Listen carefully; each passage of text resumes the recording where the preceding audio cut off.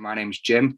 I'm a clinical lecturer in Tony Pickering's lab at the University of Bristol and an anaesthetics registrar up at Southmead Hospital. And I'm particularly interested in nociceptor physiology and dysfunction, both in acute and chronic pain. Next slide, please. So this pain pathway I won't labour because I think that we're all probably very familiar with it. But what I did just want to highlight to you that I think we all are quite happy with the idea that there are a population of sensory afferents that innervate the skin and the viscera, and they are particularly tuned to detect damaging or potentially damaging stimuli. And that when those stimuli occur, they then fire off action potentials into the central nervous system and give rise to the sensation of pain. Their role in acute pain is, we're all happy with that. Their role in some chronic pain conditions is also quite important. Osteoarthritis, we know if you treat the diseased joint with joint replacement, ameliorate that chronic nociceptive input, then most people have a much improvement in their pain. Also, neuropathic pain from, say, a trauma, a surgical or a physical trauma. We know that those pains are also probably peripherally driven, plus minus a central component. If you block the nerve that is involved with a nerve block, a local anesthetic block, then that pain is ameliorated. And I think that those chronic pain conditions are fairly well recognized as having peripheral pain generators. Next slide, please. Next click. But we also, sorry, if you go back to that last one, yeah, thank you. But even chronic pain conditions that are commonly thought of as having central pain generators, such as fibromyalgia, are now being shown to have a peripheral component. So this recent paper by Edmund showed that fibromyalgia patients, a subpopulation of fibromyalgia patients, had a reduction in their intradermal nerve fiber density, which is often seen in neuropathic pain. And some of the techniques that we're using, although obviously not our group, have demonstrated that patients with fibromyalgia have abnormal nociceptor firing patterns. Next slide, please. So one can imagine that the nociceptor sensitization that happens in acute pain is subtly different to that nociceptor sensitization that happens in a peripheral nerve injury, and is probably different to the nociceptor sensitization that happens in fibromyalgia. So how is it that we can get a handle on these different mechanisms, hopefully to just improve our understanding in the first instance, but also to bring benefit of that understanding to our patients? So we're trying to develop a forward and reverse translational toolbox in the University of Bristol to get a grip on these questions. Next click, please. So one of our main techniques is to use in vivo and ex vivo electrophysiology. So this allows us to record from single nociceptive afferents, apply pharmacological agents either in the in vivo setting or in a organ bath for greater control. Next click. We complement that with sensory testing in rodents, either acute pain or chronic pain models. Next click, please. We're also developing analogous techniques in healthy volunteers at the moment, with a view to going into patients soon where we can record from their nociceptors in the periphery. And next click, please. And we're also developing quantitative sensory testing. Probably one of the most exciting things that we're doing with the quantitative sensory testing at the moment is working with Alspach with the children of the 90s to explore the genetics of nociceptor sensitization. So I'm just going to show you a couple of slides now that are just to sort of highlight some of the stuff that we're doing and this sort of translational crossover that we're trying to achieve. Next slide, please.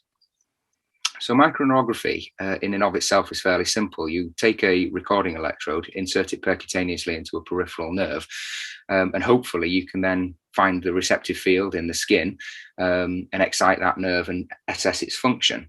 The only problem is that it's quite difficult to do that. You can see on the slide that you've got a cross section of the common perineal nerve, about 4 millimeters. You've got a 200 micron electrode shown in the insert, and what you've got to do is you've got to get the last 30 microns of that electrode near those little brown dots, which are the C fiber axons, in order to record from them, and this takes a lot of time. Next click, please. Next click, please. When you actually get into the nerve, you don't actually get a great signal. So this is a common appearance of a signal. Those tiny little deflections marked with A, B, C, D, E are thought to be action potentials. Very, very difficult to distinguish from the background noise. Next click, please. So what you have to do is you have to electrically stimulate the skin and look for constant latency responses in the conduction velocities that you would expect. You can then interrupt those constant latency responses with stimulation of the skin, or electrical stimulation, mechanical stimulation, and get a lengthening, a slowing of the conduction velocity that confirms that you are looking at a biological signal action potential from a C5 nociceptor. Next plot, please. And again. So we've tried to improve the efficiency of this technique. We're now guiding our electrodes in under ultrasound, which is a fairly straightforward step for us as anaesthetists because we use ultrasound to target nerves quite commonly. What we've managed to do is show that this increases the efficiency and the data yield from your experiments dramatically. So now we're getting in 100% of our nerve recordings within 15 minutes, whereas beforehand we had a failure rate of about 20% at an hour. And next step. And that allows you to generate traces such as these. So these are the constant latency responses. You can see over to the left-hand side that you've got a shark's fin in the black, and that's a response to high-frequency stimulation, a slowing of the conduction velocity in response to high-frequency stimulation. And the degree of slowing in this unit identifies this as one of those silent nociceptors that take a lot to activate them and are thought to be critical in setting up central sensitization and in neurogenic inflammation. And we can model that abnormal activity that we're seeing in pain conditions by adding irritants to the skin. This irritant here is a cinnamaldehyde, which activates a nociceptor channel called TRPA1. What you can see at the far right is that you've got a tram line appearing of two black lines. And that suggests that there are maybe two units that you're recording from, or maybe one unit that is subtly changing its conduction velocity. And at the moment, it's very difficult to distinguish between those two events. So we're also, next slide, please. We're trying to develop better techniques to do micronography. So we're going back to our animal models. Here, what we're doing is instead of using a single contact electrode, we're using a multi-contact electrode that's more commonly used in the central nervous system. We expose the saphenous nerve in a terminally anaesthetized rat, insert the multi-contact electrode into the skin, and then repeat the micronography protocol that we use in our human volunteers in the rat. Next section, please.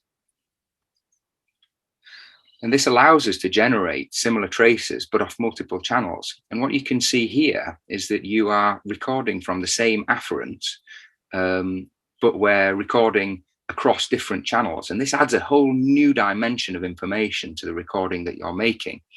Next slide, please.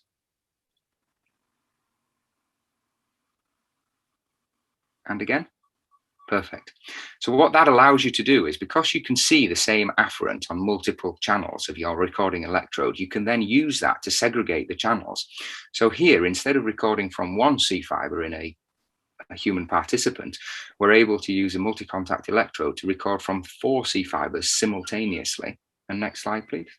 Jim, you're just coming to the end, please. That's lovely. Thanks very much. Okay, let's skip on a bit. And we've got a collaboration with Newcastle University that's funded by Versus Arthritis to translate this into an electrode that's suitable for human use. And next slide. Just like to say thanks to Tony for giving me the opportunity to work in his lab and develop these techniques, and to all of our funders and collaborators. Very happy to take any questions. Thank you very much. Yeah, hi, my name's Jeremy. I'm Principal Psychologist and Research Lead at the Bath Centre for Pain Services, and we're going to change tack a little bit and talk about children and young people. So if we have the next slide, please. So this is just to highlight the fact that within the Southwest region, whether you know it or not, within the HIT, there's quite a significant grouping of paediatric services. We've got a number of national specialist services, and if we go to the next slide, please. We also run the paediatric pain clinic at Bristol Children's Hospital. And we have the great benefit of being near the Bath Centre for Pain Research, which is represented by Professor Ed Keogh later on, which is a really internationally significant centre for pain research in general and paediatric pain in particular. So for the purposes of this talk, if I can go to the next slide, please, we're going to talk about a really clinically driven piece of research. It's the classic business where you notice something in clinical practice and you chase it down in a more systematic fashion. If we go to the next slide, what we're particularly looking at is the prevalence of neurodiversity and particularly autism in a pediatric pain population, because we've been noticing a lot of this in our specialist services. And in fact, so have lots of other groups across the planet. So if we go to the next slide, please, we will see this is a couple of case studies more than 15 years ago from our equivalent group at UCLA, who are noticing in children and young people, undiagnosed young people with autism spectrum disorders. And this has been true chatting to our colleagues across the globe in most specialist pediatric pain services. And finally, the proper study was done by our colleagues at the Karolinska Institute, next slide please, who really looked at a decent sample of people going through their clinic and found a prevalence of about 14% of autism in children with pain. That should be maybe 1%.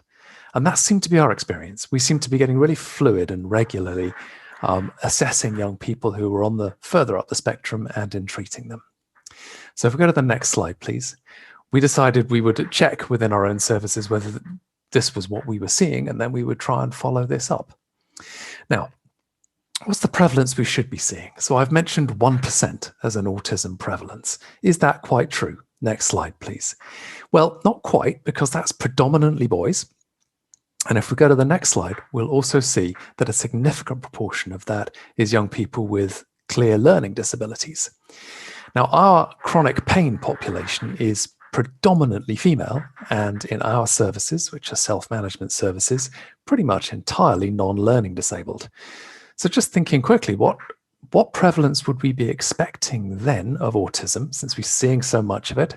And if we go to the next slide, my very primitive maths for what we should be expecting in non-learning disabled girls is a stunningly low prevalence, really a very, very low prevalence indeed.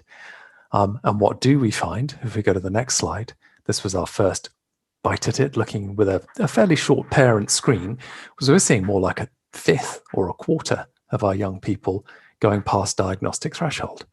So even if this screen is imperfect, even if the questionnaire is not great, even if it's overly sensitive, we're still out by a factor of 10 in terms of the amount of autism that we've seen. So if we move to the next slide, we were hoping to be on a track for a Nobel Prize or something here. Maybe we've learned something really new about pain and autism, because there was traditionally an understanding that kids with autism probably felt less pain. I mean, that was traditionally the understanding. But was that perhaps an old understanding of perhaps very learning disabled boys? Doesn't really apply to our population. So we went to the Children of the 90s study, the ALSPAC cohort. And if we go to the next slide, because we knew that at the age of 17, a good 1,000, 2,000 young people had been given some decent pain measures. And we knew that we could track back to find those of them that had been definitely defined as autistic, or that there is also a continuous parent report of autism-like features. So this would allow us to get our big win and demonstrate the link between autism and pediatric pain. So what did we find? Can I go to the next slide, please? Absolutely nothing. Absolutely no relation between either early autism diagnosis or continuous autism traits and pediatric pain at age 17 in terms of impact. And trust me, I took these data, I shook them around, I looked in every direction, and there was no convincing relationship whatsoever. So what's going on there then? It's a bit curious. It seems that we may be looking at a selection bias for highly specialist services. It may be that to be struggling so much that you get through to a tertiary service, either here or in UCLA, you may be more prone to a range of comorbidities and have a number of things that are messing you up. So if we go to the next slide, please. We still wanted to find out, though, we're seeing a lot of these young people, however they come to us, are we effective for them? So we looked at some clinical data, which is on the next slide. We took a decent sample of just over 100 young people and just had a look, really, at whether either parent report or child report of autism-like features affected their outcome from treatment. So are we doing any better or worse with these young people? And on the next slide, you can see that the autism features at baseline were correlated with emotional and social problems in young people with pain, but not with physical problems. Kind of makes sense, really.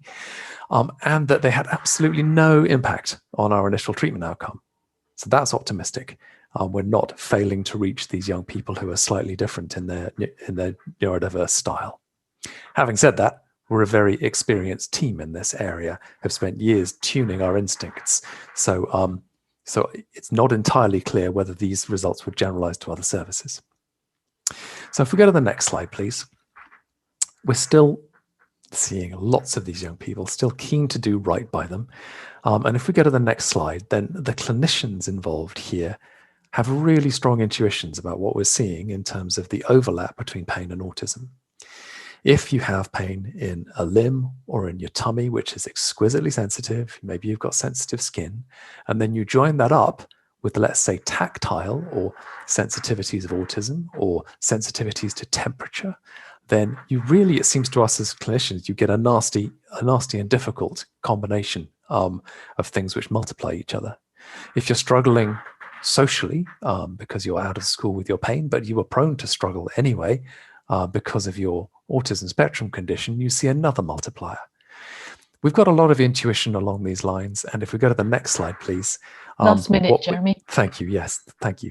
That's what we're doing. We are recruiting for some more intensive qualitative studies.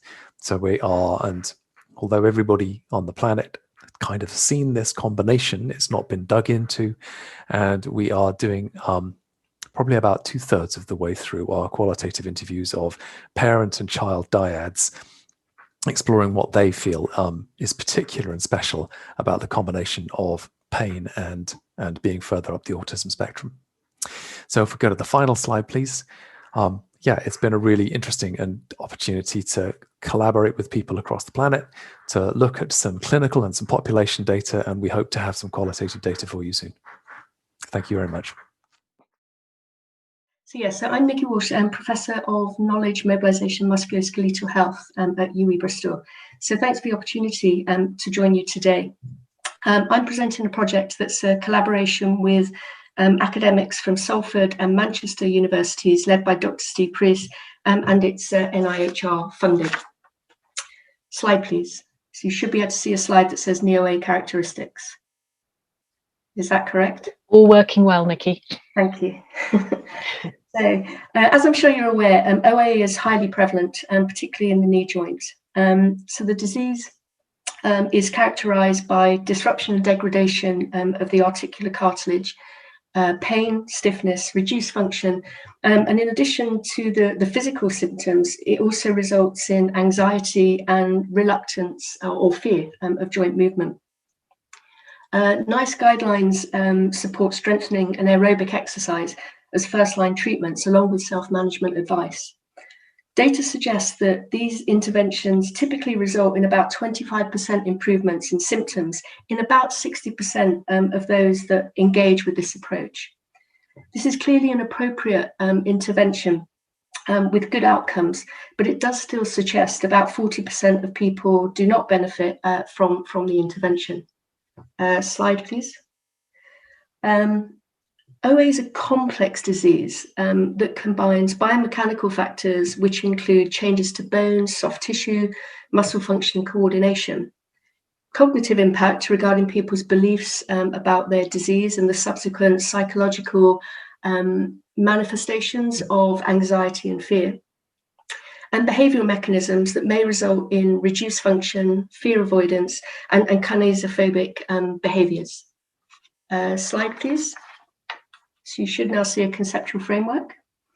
So this schematic tries to represent and bring together a conceptual framework for how all of these things may interact, and forms the basis for our new intervention, which I'll talk a little bit more about in a moment.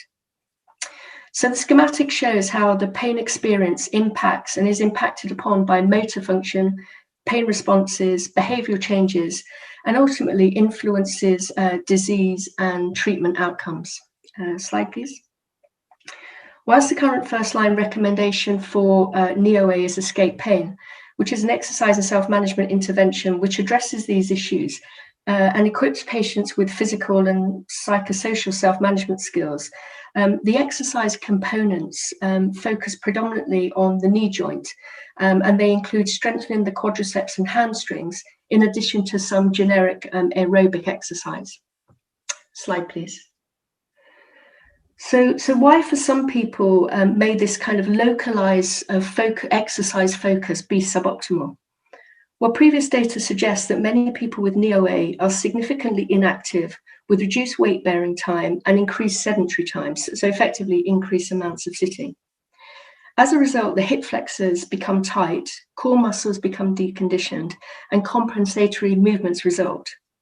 As such, we see increases in anterior pelvic tilt and compensatory knee flexion to remain in an upright position. In addition, we see reductions in postural control, and diaphragmatic displacement is reduced during respiration in favor of more apical breathing. Slide, please.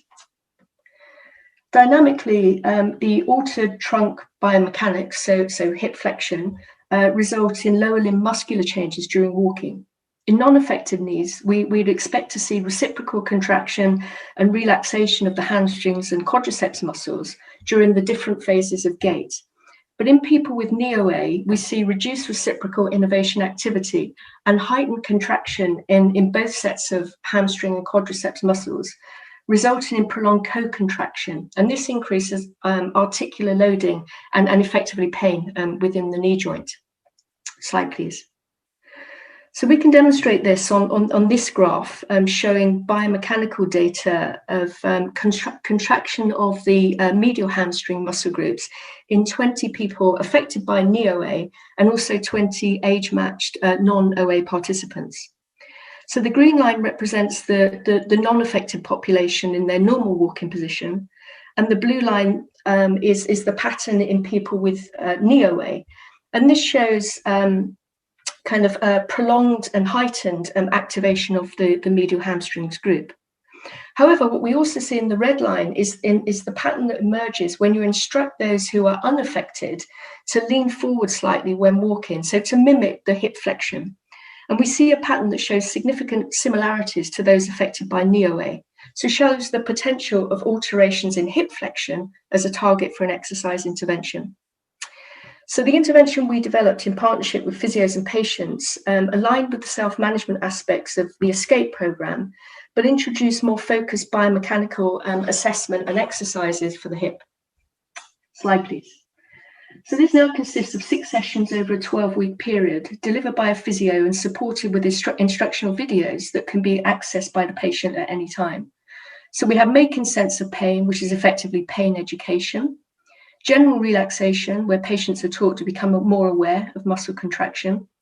Responding differently to pain, so raise an awareness of inappropriate contraction activities. Postural deconstruction, which is a set of clinical procedures to enable the physio to assess and deconstruct patterns of movement and postural muscle activity and associated patterns of hip and trunk muscle stiffness, and allows a tailored exercise approach.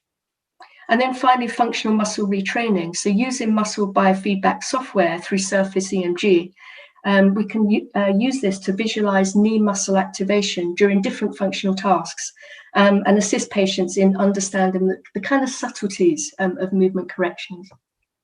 So slide, please. So the first RFPB grant allowed us to develop the intervention and collect some proof of concept data, which you can see here. So we've tested the intervention on 11 people who had not benefited from previous physiotherapy approaches. And both the short and long term, we saw some improvements in people's pain and function as measured by the Keogh, but also when it was transformed, measured by the WOMAC. And this was kind of exceeding what we'd seen previously in the ESCAPE program with improvements in patients' pain. Slide, please. Last minute, Nikki.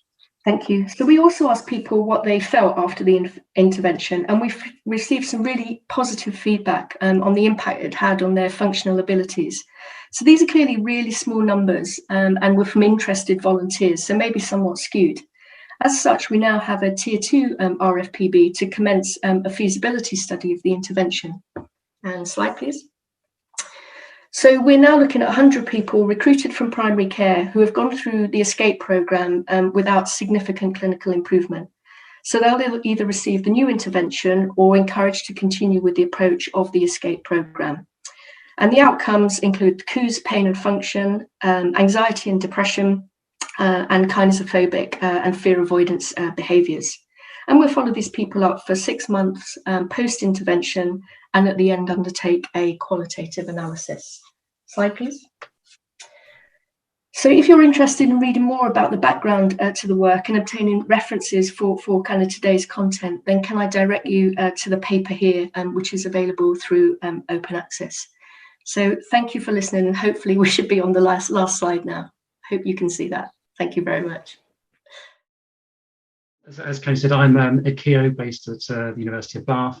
I'm also in, as well as Department of Psychology, also Deputy Director of the Bath Centre for Pain Research. I'm really going to give you a sort of just a very quick overview of some things we're doing this year, but actually probably more exciting for us, actually, what we're going to be doing in the next few years. So our pain centre very much focuses on psychological and social factors and how that really translates into how we maybe hopefully sort of manage pain in a better way. Core areas of work that we're interested in includes the way we think, the way we feel, so cognitive emotional processes, but also the social factors and the social context, the wider social context. And certainly there's a core group that's very much interested in child, family, etc., and how we communicate pain to one another. And there's another sort of core area of work around evidence-based medicine. In terms of the past year, we had some, I think we had some major impact. Chris Eccleston and Emma Fisher, for example, have been very much driving a whole sort of body of work around evidence. For example, they've recently involved in a major international review around the safety and efficacy of cannabinoids for the usage within the context of treating pain.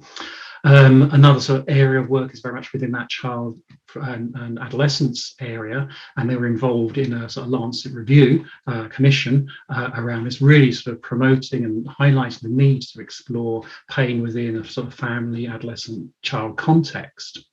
So those are some of the sort of key impacts we've had this year. But I think really what I'm mostly excited now, and it's taking a lot of my time, is around a brand new sort of pain consortium that we've recently had some success in being awarded some funding for. This is part of a much wider advanced pain discovery platform, which is being co-funded by UKRI, the Research Council, led by the MRC, but also Versus Arthritis. They've sort of equally contributed to this. It's a huge financial investment in pain research. And we at Bath are actually leading on one of the consortia. And this is a huge consortia comprising of 8 different institutions. I think we've got 16 or 17 sort of co-applicants, co-investigators. So it's a large consortium. It's really bringing together people who have a sort of interest in psychosocial factors. And that's the point of our consortium. It's very much to investigate and identifying the underlying psychosocial processes and factors that have an impact on pain. So we're very much interested in different levels of analysis. So we sort of got interest in, as you might expect, the more individual level. So how we think, how we feel, those sorts of things. So, how we've heard about fear avoidance. So the emotional side, the cognitive side, behavioral approaches, how you avoid, certain situations, how pain interferes and interrupts, and very much the way in which pain has an effect on cognition. So there's certainly sort of a whole area of work there, which we're very much interested in. Underlying motivational factors, those sorts of individual level processes. In addition to that, we're also interested in the wider social context, and that's perhaps no surprise given the sort of the areas of interest we've had. But here we're very much interested in the way in which we communicate pain, both verbally and non-verbally. So, for example, the non-verbal expressions that we project when we're in pain, and how that's used to communicate something which is a very personal internal experience. So this brings in other people and how they have an impact on pain around our lives. So the interpersonal relationships we have, who we interact with, different social contexts, the family you've heard of, but also the wider context, friends, organisations, workplaces, healthcare settings, these different interpersonal interactions we have and how they impact on pain. And then the third level analysis is very much on the sort of, if you like, the wider social structures, the environment, cultural, education, political structures, which might have an impact on the way in which pain is experienced and managed. So this is huge. It's covering a huge body of work. And the way in which we're going to be sort of attacking this is very much thinking about, well, of all of these different factors that could potentially have an impact on pain, which are the best candidate mechanisms, which are the best candidate processes, which should we if you like, target. So the first phase of our research, this 4-year program, is going to be identify those core characteristics, identify all of these different processes, and try and make sense of these, which are the core ones which we think hold the greatest promise. The way we'll do this is by reviewing existing literature, but absolutely fundamental to the work we're doing here within this consortium is the involvement of people with pain. So from the very start, we are involving people with pain to make sure that what we're selecting has that real world meaning and relevance. So we can sort of find candidate mechanisms, but how do that actually work in the real world? So we're very interested in that practical translation side of things. So review the literature, we'll look at the data and try and come up with some core mechanisms that we think hold the greatest promise. The second phase, again in collaboration with people in pain, will be to test some of these out. Now, this might be looking at very large data sets. We've heard of people, the children of the 90s. We're certainly looking within the Ausbach cohort, but a range of other cohorts as well, looking at our target candidates to see what impact they may have on pain. We'll also conduct a series of behavioural and more observational studies, lab-type studies, for example, or maybe online, where we sort of get to test out some of these sort of core mechanisms. And then towards the end, what we're trying to do is make sense of all this information. We've got we're potentially making use of sort of things like artificial intelligence to help us understand some of the connections between this very sort of large set of data that we'll be collecting and incorporating and analysing. So part of this whole platform is very much to look at different ways in which we can explore a whole range of types of data. And certainly with the other consortia that we'll be working in partnership with, there's this sort of idea of actually bringing data together, seeing what we can learn from each other. So whilst we have a very sort of core focus, very much led by the sort of psychosocial mechanisms, we're not forgetting the more biological mechanisms as well. And certainly our investigators have that sort of core interest. And also the other consortia, they are driven through, they maybe have a much more biological focus. We'll be drawing on their experiences and their good practices as well to try and make sense of this together. Last minute, Ed. I'm almost done. So it's an immensely daunting task, if you like. It's extremely exciting. I hope to be invited back in 4 years' time when I can actually give you, what we've actually found out. It involves a huge number of people from a range of different settings. Candy's involved and others as well. So see you in 4 years' time. Ed, thank you so much, and huge congratulations on leading and succeeding in that award. And we'll definitely have you back before 4 years. So thank you so much. That's fantastic. Our next speaker is Dr. Sarah Love-Jones, who's going to talk to us about current research studies in neuromodulation at the North Bristol Trust Pain Clinic. Thank you, Sarah. Hello, thank you. Thank you for inviting me. I'm just going to run through some of our research studies at North Bristol Trust within the pain clinic and specifically within neuromodulation. Sorry, I didn't introduce myself. So yes, I'm Sarah Love-Jones. I'm a consultant in pain medicine and anaesthesia at Southmead Hospital, which is North Bristol Trust. I lead the pain clinic. I'm the clinical lead, and I run the neuromodulation service, which is a multidisciplinary service with our neurosurgery department and our pain clinic for the last 10 years. I'm also on the British Pain Society as an elected council member. Okay, so what do we do? Next slide, please. So this is just a list of our current studies and studies recently finished. They are all studies to do with spinal cord stimulation or some form of neuromodulation, which I will go into in a second. I won't do the individual studies, but there are various different makes of spinal cord stimulator and various different therapies. They're all essentially the same, dare I say that, a wire in the epidural space, but they have some nuanced differences, which I'll just run into.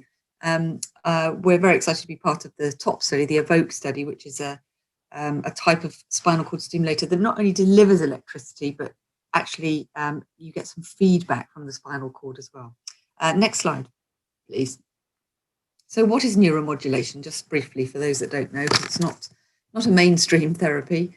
It's the alteration of neural activity through delivering some form of stimulus to the nervous system, be it electrical, chemical, or biological. And the little graph on the top right just shows that it's either mainly electrical or chemical, and we're sticking with the electrical, of which spinal cord stimulation is my favourite topic. Now, it's not new. We've used electricity since 46 AD. So Scribonicus Largus, he was the court physician to the Emperor Claudius back then, and he used the black torpedo, or the electric eels, to treat people with gout and headaches. And there's some fantastic pictures of these poor people being having electric eels applied to them. So it's definitely not new. Next slide, please. So the most common type is spinal cord stimulation, but as you can see on that picture on the right, we use electricity or neuromodulation for lots of different things, and the things people will have heard of mainly are sort of cochlear implants, but we also use sacral nerve stimulators for urinary and fecal incontinence. We use all sorts of stimulators for pain, epilepsy. So there's a wide use for it, but I'm going to stick with our spinal cord stimulation. Next slide, please.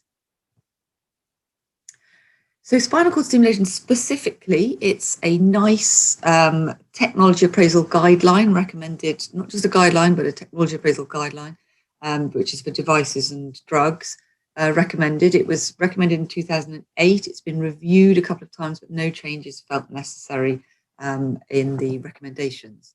So as you can see with the top left picture, that's a spine and an epidural needle placing a wire, or a lead as we call them, in the epidural space. And if you can see that the leads have little dots, black dots in the x-rays, metal dots, and they're the contacts that deliver the electricity to the back of the spinal cord. And that's where all the pain pathways run, the dorsal columns. And we don't really know how it works. We think it partly works by the gate therapy, but there's obviously a direct effect as well. And we think it interrupts the pain pathways up to the brain, and that's how it works. Now, these are fully implanted devices, and you can see the batteries there, or the pulse generators as we call them, and they are like pacemakers. It's the same technology as a pacemaker.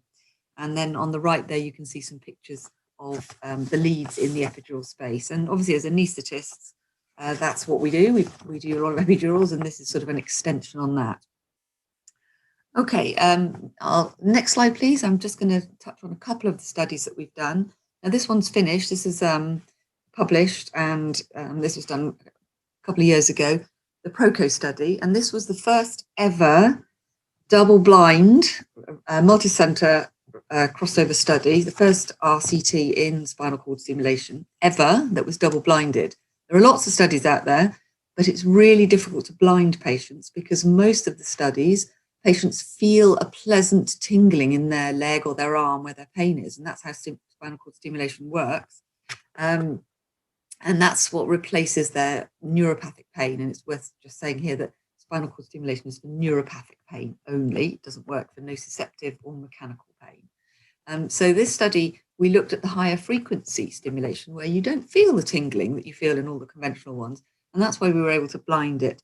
And the point of this study was to look at which frequency was better, because there's been a lot out there about 10 kilohertz, which is very, very high frequency compared to 60 hertz, which we normally use, being better, but it uses much more power and the patients have to recharge their batteries a lot more. Next slide, please. So yes, as I say, that was the motivation for doing this study, to look at whether 1 kilohertz gave the same as 10 kilohertz or whether 10 kilohertz was better than 1 kilohertz. Next slide, please.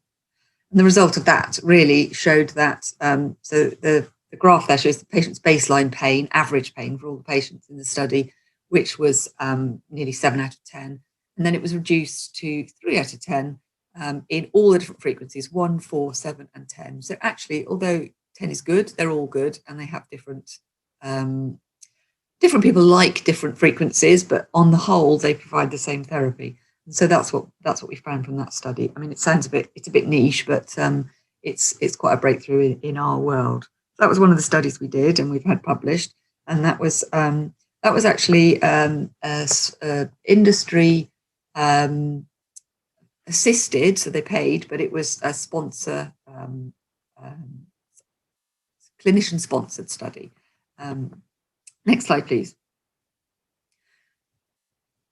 So this is a slightly different type of neuromodulation. So this is not spinal cord stimulation. This is a restorative therapy for non-neuropathic chronic low back pain. And the Reactivate trial was a trial using this, what we call Multifidus stimulator. Next slide.